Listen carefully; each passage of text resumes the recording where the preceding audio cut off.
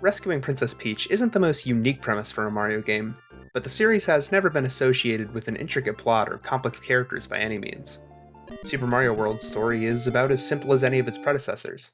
Mario, Luigi, and Peach are on vacation, Bowser kidnaps Peach, so the Mario Bros head off across Dinosaur Island to rescue her. On the way, they team up with Yoshi, who needs to rescue his dinosaur friends. The only reason this story exists is to give the player a basic motive to play and contextualize the environments and enemies. The gameplay is the real focus here, like any other Mario game. Choosing a level is the first thing a player is asked to do, establishing this game's increased openness as compared to previous entries in the series. Mario World has a world map, which isn't new territory for the series, but the ways in which the player can choose to navigate around it are more free-form than in previous installments. Different routes are available for the player to progress through, with each one being a mostly linear path through the area. The primary path through the game is with each level's main exit. Many levels, however, have secret exits that allow the player to access a different path.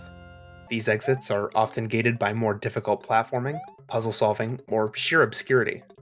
This form of blockage ensures that less experienced players won't end up playing through the harder levels they aren't prepared for, while also rewarding proficient players with a challenge more appropriate to their skill level.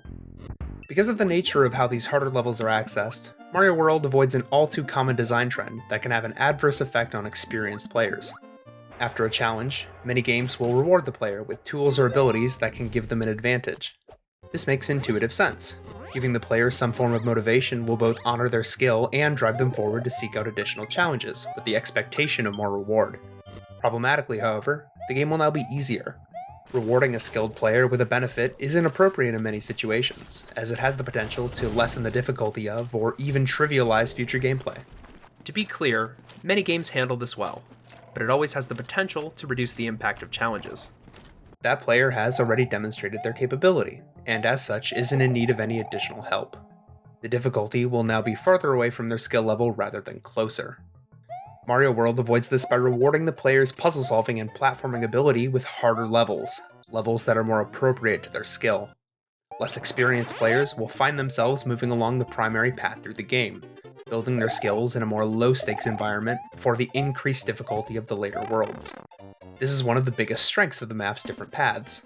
The wide variety of skill required to find the different exits means that less proficient players will be playing through levels that were designed around a lower skill level, while also not shutting more practiced players out in the cold.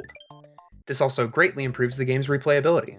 The player can take on whichever path they so choose, which adds an increased level of freedom to go with their increased mastery of the gameplay. Mario World doesn't avoid this trend entirely, however. The 4 Switch Palaces change the state of colored outlines to full, interactable blocks. The first of these is given to the player essentially for free, but the other 3 require the player to find them hidden behind alternate exits. While this does reward exploration, it often decreases or even removes the challenge present in some gameplay sections. Of course, this isn't as bad as it could have been. I suppose we should be glad that it doesn't straight up skip levels, but rather introduces less challenging platforming into already existing frameworks. Arguably, they also increase the replay value by changing the experience of working through the levels they affect, but I'm not sure that upside outweighs the potential damage to the quality of the challenge provided. This wouldn't be as big of a deal if the palaces could be turned off after activation, which isn't the case. A good change would be to allow the player to re-enter and deactivate the blocks if they felt it was detrimental. Many players might not take this option even if it was negatively impacting their experience, due to the ease of play it provides, but the change would be a good one for some people at least. This is one of the only mistakes in how Mario World presents challenges, as many of the game's tests give the player power-ups or lives as a reward. Because of the temporary nature of both, these are far more suitable, less impactful ways of compensation. As alluded to earlier, a handful of exits can be tricky to locate. Some are so obscure that it's hard to believe any reasonable number of players could have possibly found them on their own. The exit behind the giant gate and cheese bridge area is a great example. To access it, the player needs to drop down below the low platform holding the exit and swing back up, either by jumping off Yoshi or flying with a cape. I myself had no idea where the secret exit in this level was on my first playthrough, and had to look it up for this video, for the sake of completeness. This obscurity isn't necessarily a bad thing, however, and I wouldn't even call it unfair. It's entirely possible for a player to notice the gap and figure out where they need to go. These players probably felt extremely good about discovering this on their own, and besides, it's not necessary or even intended for the player to find every exit on their first playthrough.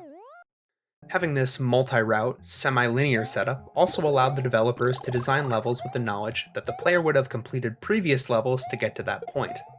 Introducing a concept in a low-stakes environment, then later repeating it with more on the line, is very common throughout the game. This functions as a sort of soft tutorial, a feature which the game doesn't otherwise have. In the place of a standard tutorial, some levels in Mario World have advice blocks, which give the player tips and hints for how to effectively play the game. The game also came packaged with an instruction booklet, featuring the controls as well as a gameplay guide, but, of course, this was only provided with the original Super Nintendo release of the game cartridge. The advice blocks are a good way to avoid a traditional tutorial, something which could impact the game's replayability. A new player will want to activate these to increase their knowledge, but someone on a repeat playthrough will just run past these, which can improve the pacing in the earlier levels. As most of the interactions between gameplay mechanics are intuitive, these blocks strike a great balance between freedom of choice and player instruction. The start menu can also fill a surprising role in educating the player. A player just watching the start screen will see Mario stomping on enemies to defeat them, grabbing a shell and throwing it, hitting a block to activate it, jumping on Yoshi to ride him, as well as eating enemies with Yoshi. This is a lot to show the player in just a 30-second opening scene. The inclusion of Yoshi here is also a great touch, as this is the Green Dino's first appearance, so getting the player up to speed on his new mechanics is a top priority. The player can also infer that they should try to collect Dragon Coins from Mario grabbing one. An attentive player might even notice that killing multiple enemies with a single shell will give more points, and might try to replicate this in-game. Speaking of, points in Mario World are about as useful as any other game in the series. As in, they aren't useful at all. This design isn't a problem per se, but it's hard to call points anything but purposeless. Score doesn't affect any other game mechanic at all, and the series as a whole isn't the type of score attack or leaderboard competition that could take advantage of this design decision. Worse, a player's score often doesn't convey any useful information as to their skill level, or provide a metric on the player's performance. Scoring points is at best tangential to playing well, and many skilled players might even avoid situations where they could score points, such as running past enemies that they could have stomped, or passing up grabbing redundant power-ups. It's hard to call this an issue, really, but it does have the potential to guide players towards poor decisions to boost a metric that, for all intents and purposes, is worthless. Another series staple is somewhat disappointing boss fights. Bosses tend to be pushovers in the 2D Mario games, and Mario World is no exception. Normally, this wouldn't be a big deal, except that this low difficulty is accompanied by low challenge. Many of these encounters are dead simple, and only require a very basic strategy to complete. It's very easy to complete many of these on the first try, and not at all unlikely for each fight to last less than 30 seconds. A large portion of players are going to find these fights boring and uninteresting because of this, which can certainly lead to several anticlimactic moments at the ends of worlds. Boss fights like these can end up being not as bad in practice, however, because they take up a very small portion of the total playtime, and can do a lot to diversify gameplay. Luckily, the final fight against Bowser subverts many of the problems with the other bosses.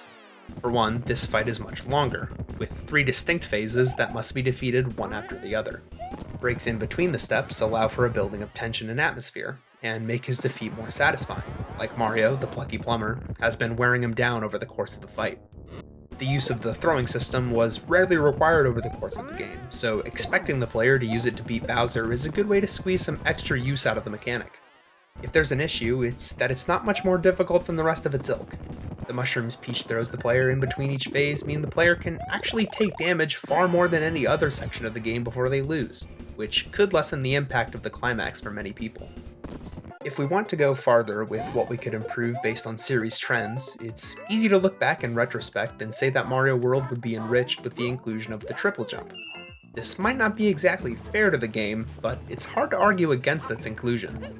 Triple jump is a great feature in later games due in large part to how it rewards planning and timing. Gauging a distance, then building up speed and executing the jumps can be enjoyable for no other reason than the intrinsic fun it can provide. Adding additional benefits for tight timing can also be a good way to induce player growth without them even realizing. Mario World wasn't designed with the triple jump in mind, of course, but the powerful presence of the cape means that any section that could be broken with the triple jump is equally or more broken with the cape equipped. The wall jump is another Mario staple introduced in later installments. Similar to the triple jump, it rewards a player's understanding of the movement system with a simple move that can come in handy in a variety of situations. Plenty of sections of many different levels in the series are based almost exclusively on this ability, giving an increased variety of levels on offer to boot. Another great fit, it would seem, throw it in. But this mechanic has had a bit of a shaky history with the Mario games. The way it forces Mario to slide down a wall beforehand can cause unexpected hitches in the way he moves. If the player comes too close to a wall while jumping or falling, they can inadvertently start sliding instead of descending regularly, potentially leading to injury or sudden loss of life. Having the ability bound to the same button the player will use to do a normal jump can compound the issue under certain situations as well. Super Mario 3D World provides many great examples of this. Because of the catsuit upgrade, it can be especially apparent when an unintentional wall slide can cause a player to take a course of action they never intended to go through with. It's my belief that this sort of accidental planned destruction happens frequently in games with a proximity-initiated wall jump. Many times, players won't notice this annoyance, probably because they can come up with a new set of planned actions so quickly that they don't have time to realize the harm. Regardless, I think we can all agree that this wall jump system has the potential to damage the platforming of Mario World if it was included. Unforeseen stutters in movement caused by going just a bit too close to a wall would probably be more annoying in the context of this game than most others in its series. Like other games in the Mario canon, aerial mobility is very high overall. Comparatively, a platformer like Ghosts and Goblins has zero way for the player to change their jump arc after leaving the ground, making the player have to carefully consider each jump before executing. In Mario World, the player can actually stop in midair from full speed in only about half a second, and can easily jump around platforms directly above their head. Positioning Mario while jumping onto most larger platforms is therefore fairly easy, because the player can control Mario very effectively, lessening the amount of planning needed before the player jumps, which in turn can help contribute to a sense of smooth movement through the level. Crucially, there is still some amount of momentum. Mario won't immediately start moving in the opposite direction when the player presses the opposite directional button. This makes landing on single blocks tricky, because the player has less control over the fine details of Mario's movements. Smaller platforms are therefore harder to land on than larger ones, which is obvious to say, but it's important to realize that different sections of levels are often built to prioritize different types of movement, and therefore test the player differently. Larger platforms often have greater distance between them, requiring the player to build up speed before jumping. Conversely, smaller platforms are usually placed near each other, and require a greater amount of fine motor control to navigate. Combining these together throughout the game has led to a great foundation, from which the developers can create unique platforming scenarios, as well as test the player on both their understanding of the movement mechanics in different situations, and their decision-making ability. Mario's mobility in the air is greatly increased with the cape, an upgrade introduced in this game. It's fair to say that the cape is one of the most potent power-ups in series history. With it, the floating Mario can do after a jump tends to trivialize even difficult platforming. This sort of controlled fall is a great way for beginners to get a handle on the controls, but with the nature of damage reducing the player's power-up state, the people most likely to spend a significant amount of time with it are the ones who need it the least. Fortunately, the gliding ability of the cape provides a great way for seasoned players to show off their skills. With a running start, a player can launch into the sky and use the cape as a makeshift glider with the X or Y button. Pressing back and forth on the directional pad will angle Mario and can be used to navigate. You can maintain a certain altitude or even gain elevation with proper timing of these presses. Many sections of the game even reward the player for mastering this function of the cape. Combine these things with the spin attack Mario gains access to when powered up, which can defeat most basic enemies and even some that can't be tackled with any other ability, and it's hard to argue that the cape isn't extremely powerful. However, the way gliding is started has an issue. Because jumping from max speed results in activation, a player trying to jump from below top speed may accidentally start an unintentional glide if their speed reaches the threshold before they jump. From my own experience, I've found that running at max speed with a cape can often be more dangerous than without one. In this clip, I was purposefully tapping the run button so as to not get to top speed, but I still managed to reach it before I jumped, ending in my demise. I'm perfectly willing to admit that I might be wrong here, and someone with a greater mastery of the controls might disagree as to the validity of this issue.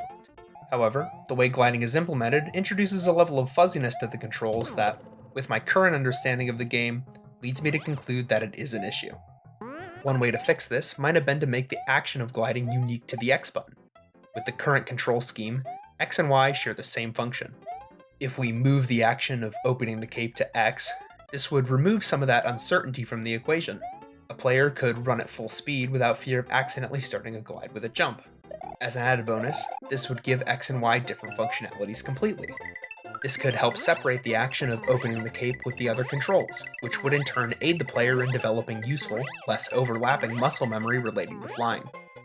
The only other controls-related gripe I have is the start and select combination used to exit a level.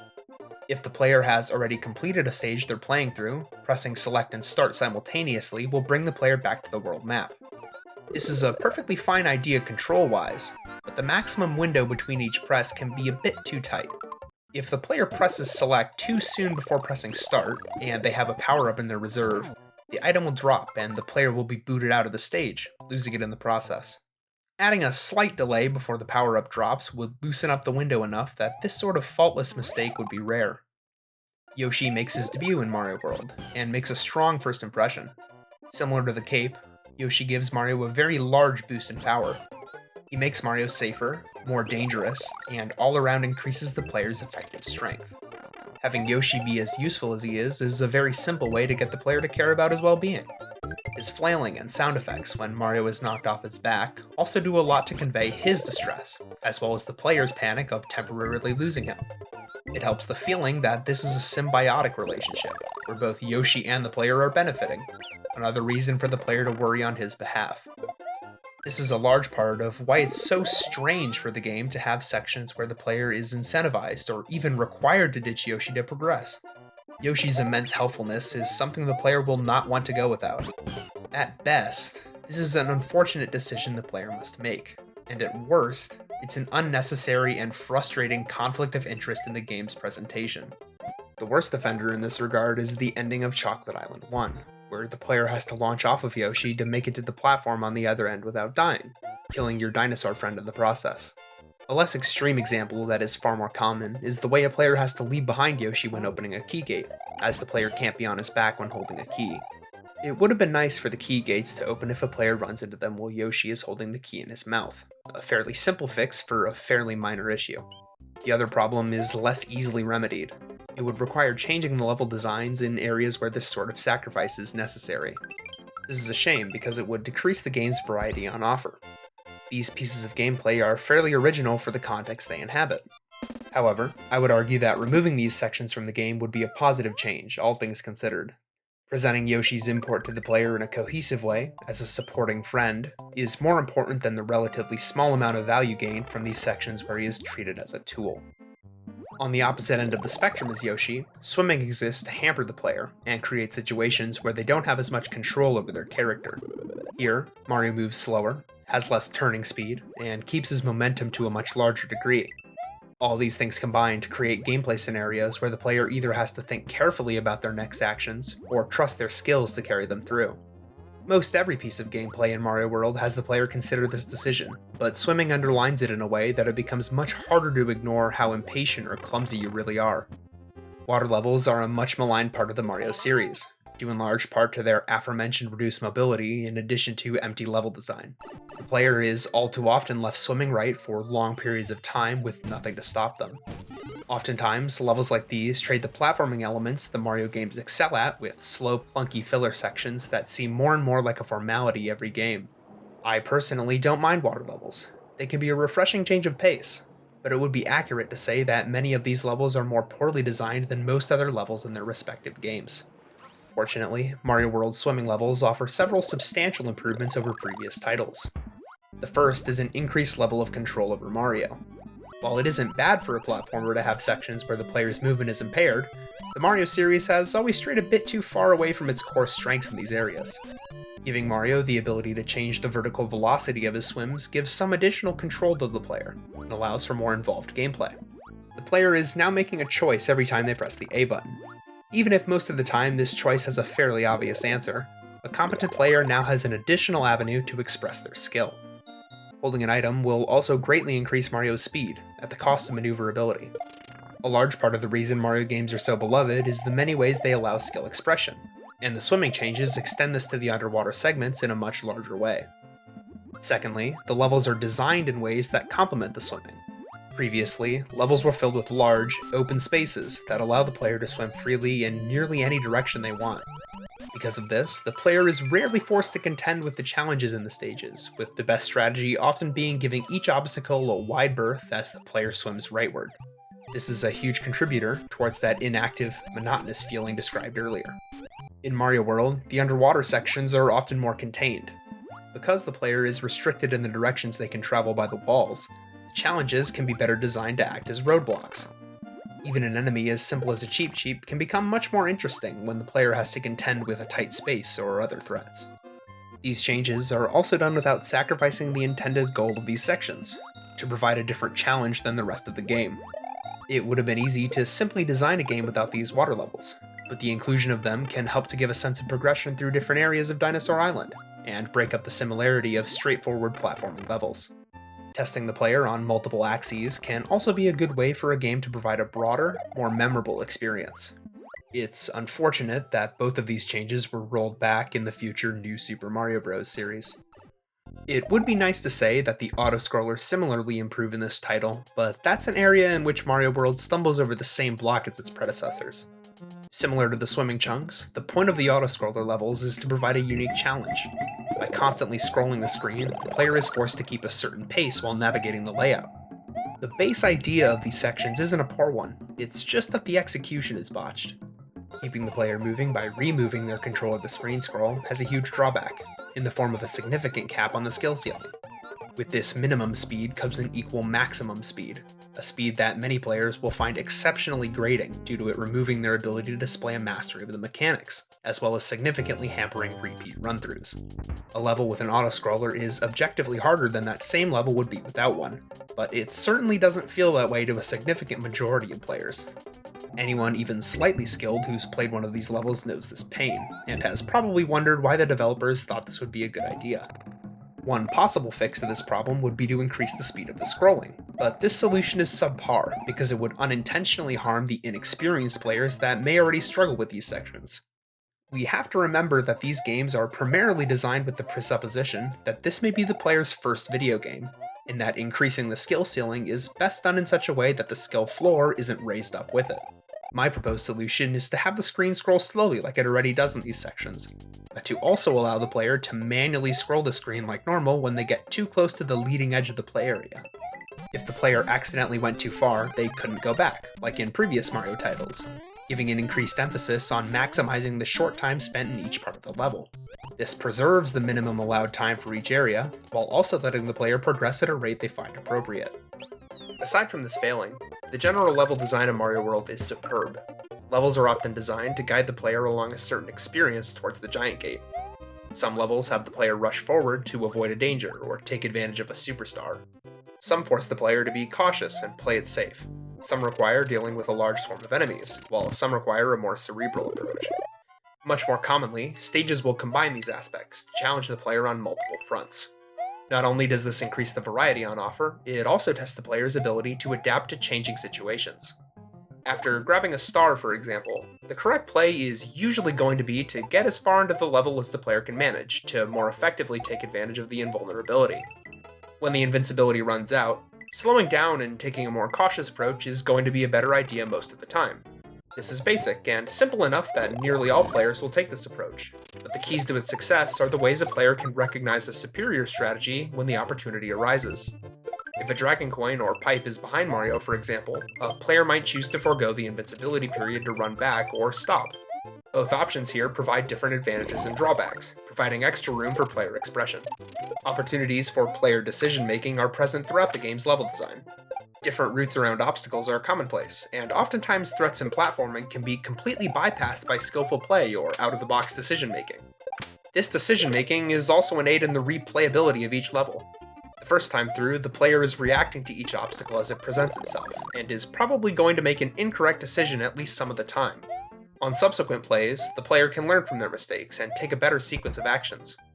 If this was all Mario World did, stages still might not stand up to repeat runs through them, as the player would become aware of how best to proceed, thus robbing the levels of some of their decision-making challenge. However, this is subverted by the many opportunities the game gives the player to be greedy. What I mean is this. Oftentimes, the game's obstacles will have an obvious, easy method of overcoming them that is safe, and another method that is riskier and harder, but saves time. Take a level like Lemmy's Castle, for example. With the platforms rising and falling out of the lava and acting as crushers, the safe play is to make your way across the platforms till you reach a secure spot, then wait until the perfect moment to move to the next safe platform or nook you can hide in. A more daring player can forego this security and move through multiple sections in one cycle, which is more hazardous, but also rewards the player with less time spent playing the stage. Many of the other castles and fortresses are also great examples of this idea, but don't take that to mean only some levels give the player the opportunity to take on increased danger. These sorts of designs are present in Mario World from start to finish, and add to that all-important aspect of player expression of skill. This is part of the reason I think the more puzzle-focused levels fall down a bit on repeat plays through the game. Their gimmick can only be genuinely experienced for the first time once. Every subsequent playthrough, the player will know how to overcome the challenge with fairly minimum effort, with little way to proceed faster and riskier. Of course, these levels have platforming and enemies between you and the exit as well as puzzles, which can be dealt with in a variety of ways like any other level. However, I think it's fair to say that, even if these levels aren't poorly constructed by any means, they don't hold up as well as others under replays due to their experiential nature. Coins make a return in Mario World, and are used to good effect like previous titles. Super Mario Bros. Popularized, if not invented, the concept of using pickups to guide the player's movements. Placing coins in arcs over gaps and on top of platforms tells the player unconsciously how they should be going about moving through the stage. Coins feel intrinsically good to grab to most players because of their satisfying sound effect and association with real-world currency, which gives a reason for players to grab them whenever they can. They also play a role in the live system. Grabbing 100 of them will award the player an extra Mario, giving a mechanical reason for the player to collect them as well. Similar to previous entries, the player has a stock of extra lives that get depleted as the player fails. Each save point will restart the player with 5 lives should they be unsuccessful at reaching the next, giving a reasonable barrier between the player and the fail state. 5 lives isn't too small to be unreasonably difficult on its own, and isn't too large to devalue the challenge either. Because the player can re-enter levels they have already completed, the live system becomes slightly flawed, however. If a player gets too low on their stock, going back to an easy level where it's possible to farm lives ad infinitum becomes a very tempting strategy. This is compounded by the ability to exit a level at any time once the player has completed it, which both minimizes the potential risks associated with playing the game and fails to disincentivize the player from replaying stages for the express purpose of farming lives. Giving players the ability to gain an arbitrarily large amount of lives introduces an issue, because it neuters the ability of the game to present an effective challenge. The idea behind each save point giving the player a fixed number of extra Marios is that it requires the player to complete the area with a certain mistake allowance. Players can earn extra 1-ups in this section, of course, but this is dependent on player skill. With an essentially bottomless supply of lives, a player doesn't need to worry about being careful nearly as much. Slamming yourself into a troublesome obstacle again and again and again can become a legitimate strategy to overcome it, stunting player growth and leading to unnecessary frustration. The only thing stopping a player from abusing this is an understanding that it may harm their enjoyment or sense of accomplishment, which isn't a strong repellent because, without sufficient deterrent, many players will take the most convenient option, without questioning whether it's the most rewarding one. Never forget that players will try to optimize the fun out of a game. Farming power-ups is possible in the same way as lives, but it presents less of an issue. Unlike lives, power-ups are often necessary to complete difficult trials or reach a hidden exit. Some levels even require power-ups not found within them, to reach certain areas or tackle specific challenges, requiring a player to smuggle a power-up from one stage into another. It's therefore at least partially expected for a player to return to levels for a cape or a Yoshi to tackle a challenge later on. Power-ups can also increase the skill ceiling in ways lives can't, due to the extension of Mario's moveset they provide. Combine these things, and it becomes difficult to present a solution that wouldn't either damage the game's level design or decrease the enjoyability for a good amount of players. I myself haven't been able to think of a decent fix to this admittedly very small problem, so if you have any yourself, please let me know. One solution for the lives problem would be to strip the player of any lives they may have obtained should they choose to quit before they reach the exit. The game could remember the amount of lives a player has before it loads a level, then restore the player to what it recorded if the player exits early. This would steer players away from replaying levels solely to gain an advantage for later stages they're struggling on.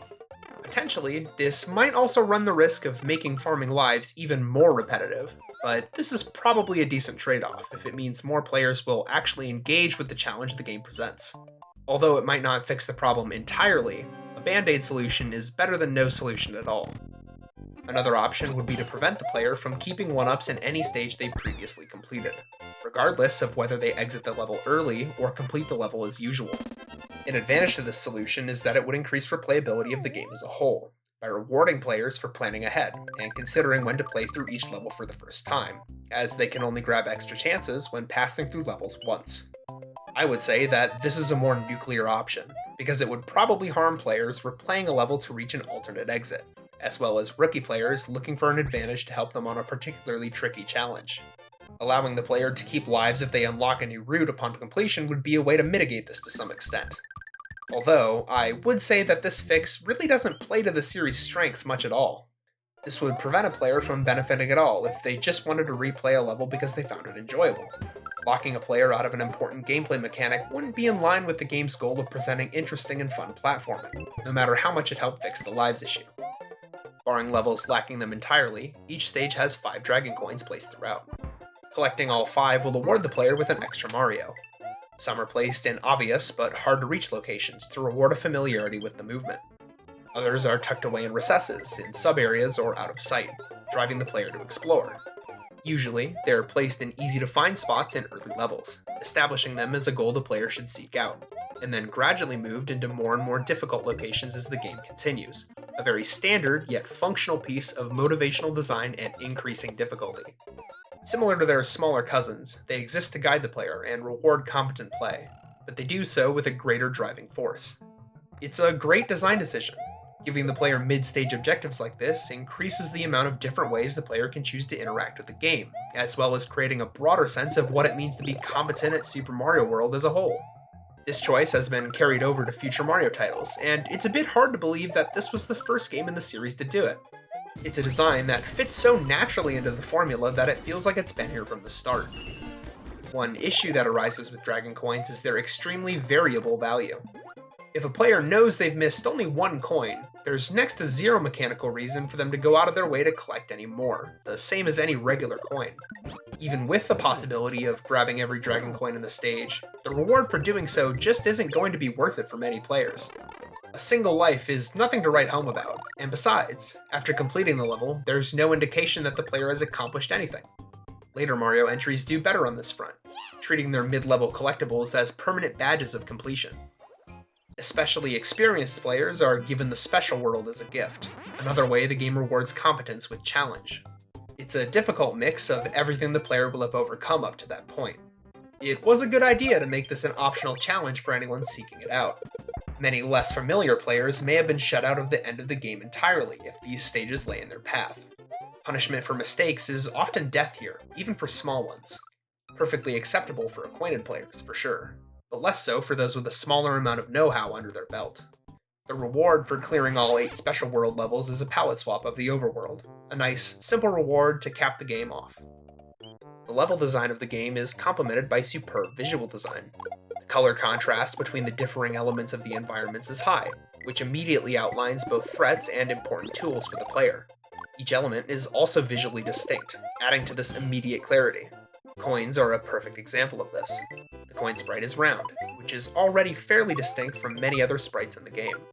Not only that, it's a round yellow object, qualities which no other sprite shares except the dragon coin, which even then is differently sized. This means, when a player first sees a round, yellow object enter the screen, even for those first few frames it becomes visible, the player is promptly aware of what it is. On top of that, the coin is one of the only sprites to rotate, a very distinct look that ensures the player will see it even if it entered away from the center of the screen, as the movement will both draw the eye to it and provide information as to what it is even if the player isn't looking directly at it. All of this combines with the deliberate use of coins in the level design to give an immediate clarity of action. A player entering a level they've never played before will be able to make split-second, near-unconscious decisions about how to navigate the layout of the terrain based on the usage of coins alongside platforms. This is one of the game's biggest strengths. Not only is it both aesthetically pleasing and artistically consistent, it's extremely high in something I'm going to call visual conveyance. To demonstrate, here's a rapid slideshow of different screenshots from the game. Even with such a short amount of time to process what you're seeing, it's immediately apparent where the edges of the walkable surfaces are, as well as the positions of enemies. The shape, color, and motion of each object, piece of terrain, and background is consistently unique across the game. This adds a huge amount to the instant readability of any environment. Analyzing the game through this lens, we can find examples of excellent visual conveyance everywhere. Levels are often made up of large, straight, blocky surfaces, not only because it creates less work for the designers, but because it makes it clear to the player how Mario will react to them. Enemies rarely incorporate square shapes into their design and often have lumpy or misshapen outlines to contrast with the terrain. The backgrounds have softer lines and rarely share colors with the foreground objects, not only because it makes each area aesthetically unique, but because it reduces the mental energy required to only pay attention to the objects the player can interact with. Many games do this at least partially correctly, but the real victory of Mario World is the sheer consistency of the quality in its conveyance, a level of attention to visual details rarely present in other Mario games, let alone games in general. Overall, Mario World's visual design is very whimsical. The bright, saturated colors present in many sections of the game are very easy on the eyes. Each area is also thematically congruent. Although individual levels may vary greatly across an area, each of the game's worlds often have unifying elements of visual design. Overworld levels in the early areas use shades of green and brown for the foreground terrain, lending the areas a very naturalistic feel. These areas often differ in background makeup, but heavily use greens, blues, and shades of white. Using a background almost completely composed of light blue sky and white clouds with cheerful hills creates an especially carefree atmosphere. A background of solid foliage is used to solidify the impression of a remote island paradise. Rocky outcroppings with a spattering of clouds implies altitude and more mountainous terrain. Gentle hills and a clear sky make the space feel large and open. There's an impressive amount of variety on offer here, strongly imparting the idea of a grand, lively adventure across Dinosaur Island. Opposite to overworld levels, the game's underground stages offer a more bleak and lonely feel. Foreground terrain is either made of grays or yellows, not only less vibrant colors than in other places, but more indicative of rocky, plain surfaces. These places often have a roof as well, solidifying a more claustrophobic atmosphere. Many spaces underground show huge caverns with massive stalactites and stalagmites in the background, but unlike the overworld, the space is dark and uninviting, giving a feeling of isolation in a large cave rather than free roaming across the plains of the surface. The twinkling in the background is reminiscent of minerals and gemstones, which contrasts this otherwise unappealing space in a positive way. Other spaces use extremely dark backings with scatterings of rocks, cramping the player in tight tunnels to increase the claustrophobia. High in the sky, backgrounds are just as you would expect, huge puffy clouds that take up the majority of the screen. In these stages, solid ground is uncommon. When it does show up, it's often similar to other overworld stages, using its naturalistic approach, or composed of mushroom platforms, stylized and cartoony. Browns are used most commonly for the waterbeds in the game's underwater levels. Vibrant shades of blue are used frequently for the backings of these sections, imparting a relaxed and gentle feel. The geometric shapes are reminiscent of coral reefs and seaweed, giving the space the mood of a colorful, open seafloor. Backgrounds in castles and fortresses go for a far more menacing approach. Some are right up against the play area, giving a claustrophobic impression of tight corridors. Others show large pillars holding up immense halls, a way for the game to show the power and influence of Bowser's army. The menacing, medieval architecture shown by the walls and background do a lot to provide a climactic mood for these stages, as these are the capstones of each area. Similarly, terrain in ghost houses is usually composed of rickety wooden platforms, making the place feel old and run down. Dim lanterns and stained or missing tiling in the back build a creepy, abandoned mansion look. In the Forest of Illusion, the top of the screen is often filled with an overhang of leaves. This is a good choice for the mysterious character of the area, boxing the player in. The tall trunks of trees in the foreground also get a lot of mileage, emphasizing the closed-in forest. The ground is primarily brown, with a heavy top layer, showing the thick bed of leaves and other debris covering the ground. In Chocolate Mountain, green is almost completely removed from the color palette. Most of the ground here is a drab brown or dark gray, alpine terrain that can't support grasses. This flat color scheme is a great way to amplify the desolate feeling leading up to the final area of the game. Speaking of, Valley of Bowser doesn't have much terrain to call its own. Most commonly, an underground theme is used, which is suitable, but it might have been nice to see some unique iconography in the terrain for the final area of the game. Mario World also pulls a sneaky trick to increase the effectiveness of its backgrounds: palette swapping. Many backgrounds are reused throughout the game with a different coat of paint, saving on resources while also effectively broadening its aesthetic scope. Initially, I thought the background to the ice-filled underground sections was unique, but upon closer inspection, I realized that it was actually a palette swap of the standard cave background. The Forest of Illusion also reuses the vegetation-filled background with multiple color changes to add differing amounts of force to the stifling atmosphere. In the overworld, the color of the sky and the hills is commonly replaced to give an altered ambience. Scrolling speed can also give backgrounds unique flavor in multiple settings. An example would be the broad, starry sky used in some nighttime levels. This is reused in Coin Heaven, where it's scrolled quickly to give the impression of speed. There are many other small ways the game commits to an incredibly enthusiastic and active art style.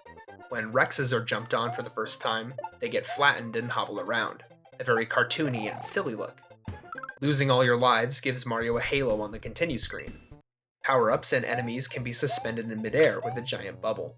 Springs are maybe the craziest, ludicrous, wacky devices that look straight out of a Dr. Seuss book. All of these things come together, along with many other small designs, to create an especially peppy and lively atmosphere. The soundtrack is an excellent extension of this aesthetic attitude, animated and exaggerated, with great composition and musical theming. This game was scored by Koji Kondo, the composer of all the mainline games in the Mario series. His songs have a tendency to get stuck in the head of the listener, an especially important quality for a game with such a strong, spirited atmosphere. Each track is highly fitting for each section of the game.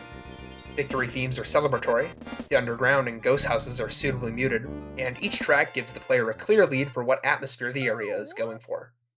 The title theme is a microcosm of this game's musical philosophy: bright, peppy, and almost excessively playful.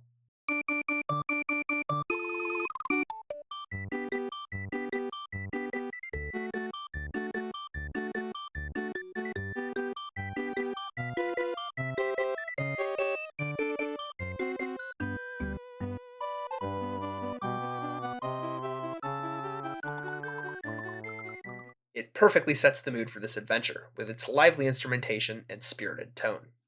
The overworld theme is much the same.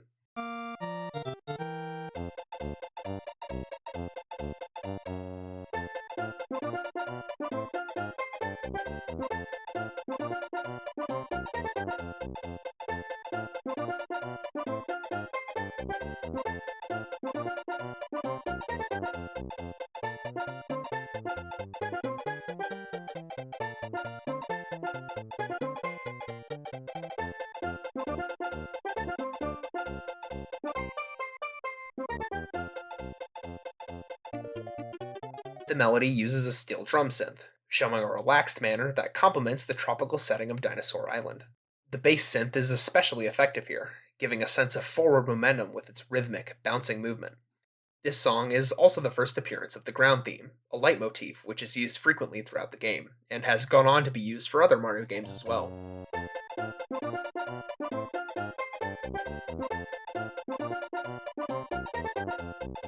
The motif's bouncing movement around the scale gives it a playful feel, and could be seen as a representation of Mario. Varied arrangements of the motif in the different tracks tell the listener something about Mario's state in the different environments of the game. Departing from what the player will have gotten accustomed to up to this point, the underground theme is far more subdued.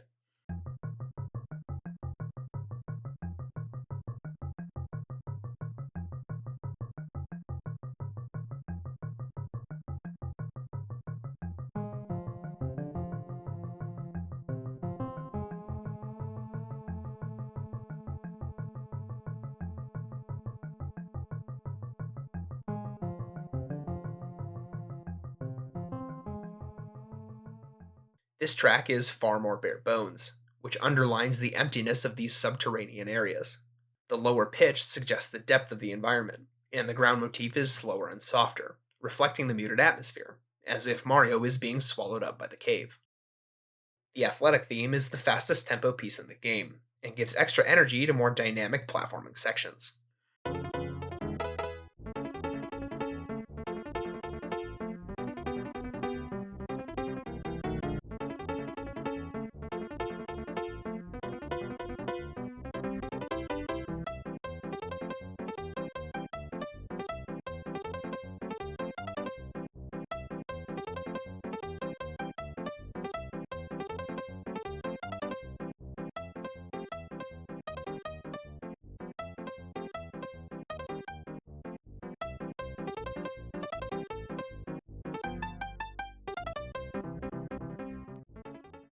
Here, the leitmotif is at its most spirited, which is good, considering this track is often used for the levels with the most active and intense platforming.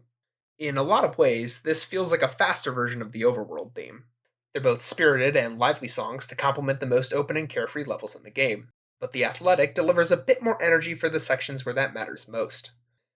Underwater levels are complemented by the underwater theme, an easy, graceful tune with a 3/4 meter.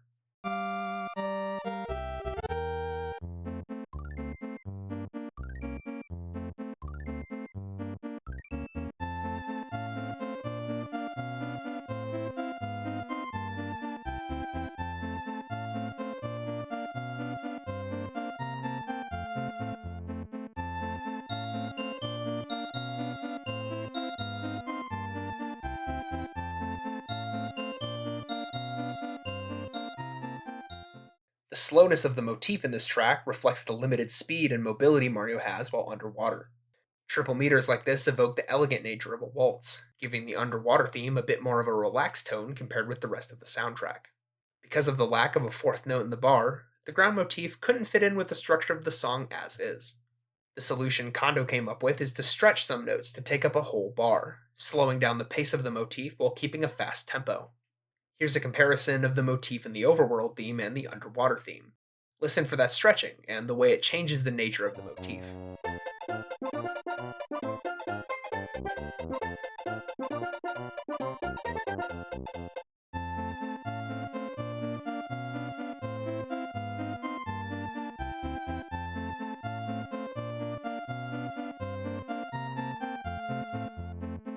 One thing achieved by this is a back and forth swinging feeling, especially in conjunction with the 3/4 meter.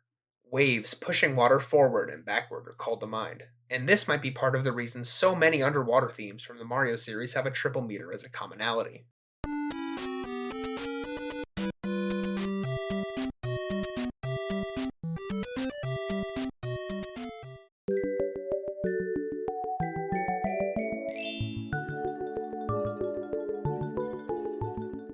In the game's castles and fortresses, the music takes a threatening turn, with rapid organ notes that build tension.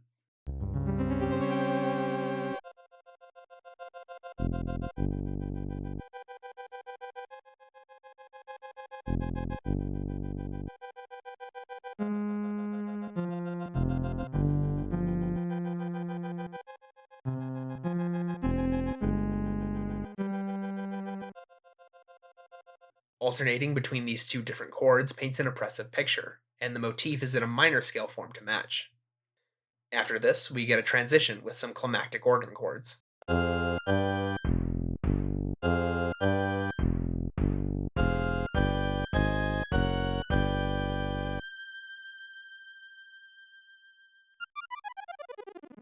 Most listeners will correlate this with classic organ music, like toccata and fugue in D minor.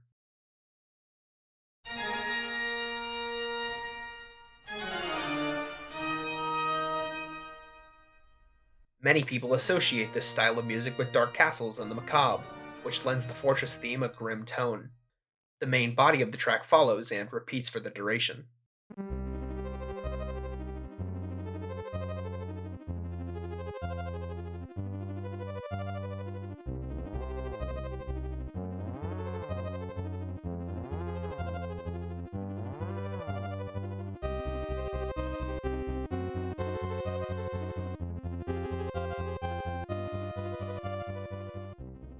The grim atmosphere is farther strengthened with the rapid up and down movement of the organ and bass. Similar to both the fortress and underground themes, the ghost house theme is both musically simple and harsh.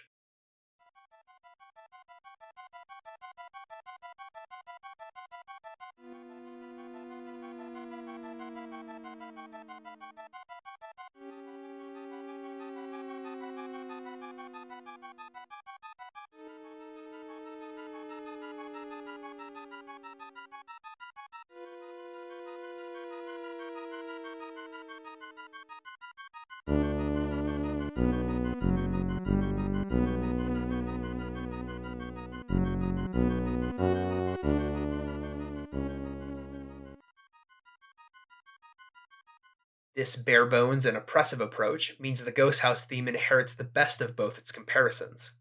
Minus other parts that are revoicing the main sections, there are a maximum of only 2 instruments playing at any given time, the fewest of any song on the soundtrack, meaning the Ghost House has the most empty and isolated sound in the game. The minor key and the eerie melody also add a more ominous atmosphere than most other levels. This combination of bare-bones sound design and gloomy mood is a perfect fit for the claustrophobic atmosphere and puzzle-focused platforming of the Ghost Houses. All of the map themes are good in their own ways, but a few are standouts from the rest. The Vanilla Dome has a deep bass as its base.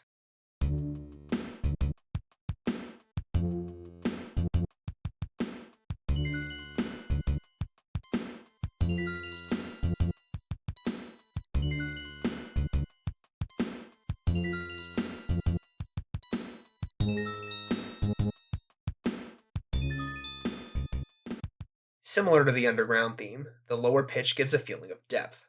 However, the Vanilla Dome also has a bright, twinkling sound that contrasts with the lower pitch of the bass. This sound is reminiscent of the twinkling of diamonds and other precious stones, giving a much less muted tone as well as making this underground section of the world map feel much less cold than it could have come across as otherwise. The Forest of Illusion is another standout. Rapid upward movements in the fast notes at the beginning can call a magical forest to mind.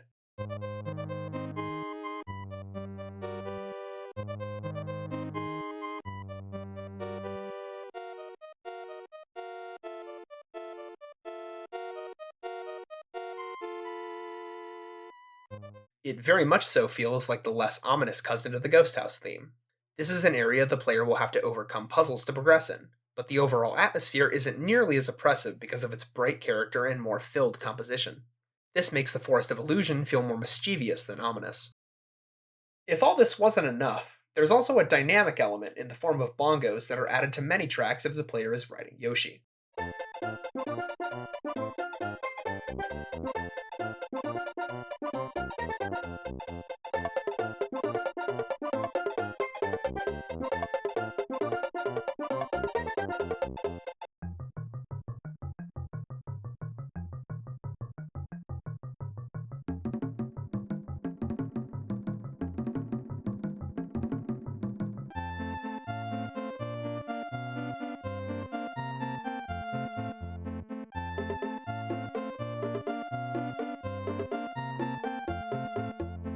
Bongos are a good fit for Yoshi because they are reminiscent of ancient music, matching Yoshi's dinosaur appearance.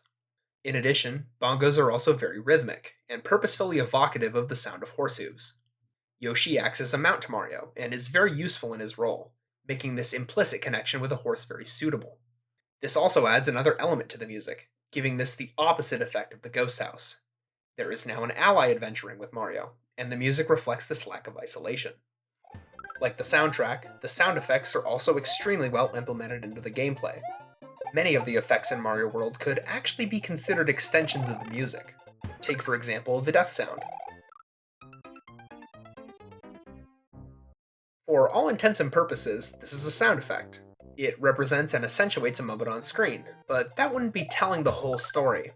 It's basically a little jingle that's used as a sound effect. Of course, it would be unfair to give Mario World the credit for innovating with musical sound effects. One of the most iconic parts of the original Super Mario is its own death sound. However, it's clear the developers took what they had learned from the previous entries in the series and expanded on this idea with the help of new hardware, the SNES. Mario World was the first game designed for the Super Nintendo, and as such offered new design potential with the increased computing power the console provided.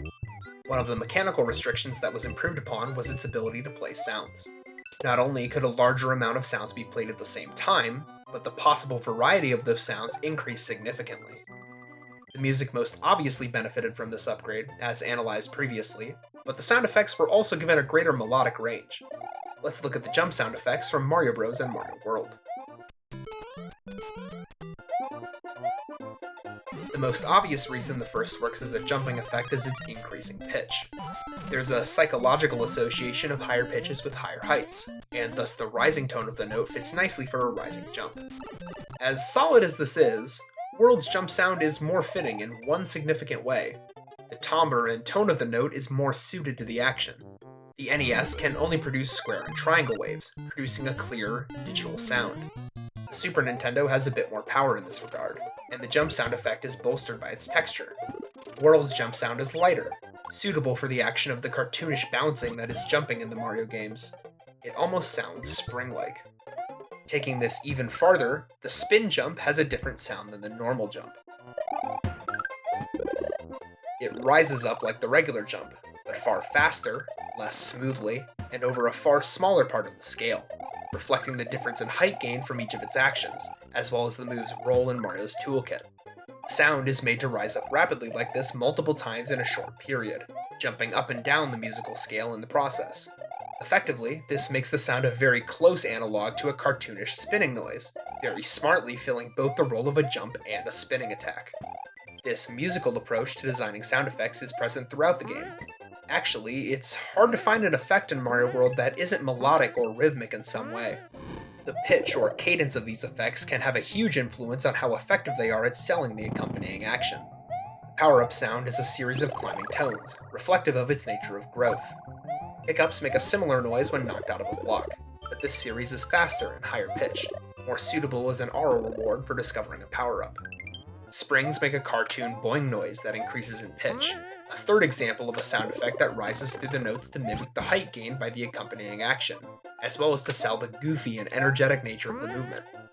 Breaking the mid-tape and end-tape make a high-pitched, descending frequency that congratulates the player with a relaxing whistle, with its lowering helping the player feel more comfortable. Doors and ghost houses have a creepy set of low notes to set the mood as the player prepares to venture into a new room, and is similar to the creaking of rusty hinges. Yoshi produces a set of 2 notes when he sticks his tongue out, a lower one as Mario knocks the back of his head, and a higher one as his tongue shoots forward. A chirp-like noise that is fitting for a small, friendly dinosaur, as well as reflecting the 2-stage aspect of the act. And last, but certainly not least, jumping on enemies consecutively produces a higher tone each bounce, both effectively rewarding the player with a satisfying string of tones, as well as increasing the pressure on the player to continue the chain in anticipation of a new, higher note. Any angle you look at it, the sound effects are consistently exceptional, elevating the moment-to-moment gameplay from great to some of the best in the business. To round us out, the game is generally low in bugs and glitches during normal play. Flipping of blocks and objects seems to be the most common form of glitch, and has happened to me a few times in my plays of the game. I'm not going to go into detail on the various game-warping bugs that can be done, because these sorts of things seem to happen very rarely under regular play circumstances, but you can look up Super Mario World glitches if you're interested. Examples, demonstrations, and explanations of these sorts of things are not hard to find. I'll leave a few links in the description for some of the more interesting and relevant examples. This game can be very glitchy and broken at times, but it holds up well if you don't go in looking to crack it, which is the important thing.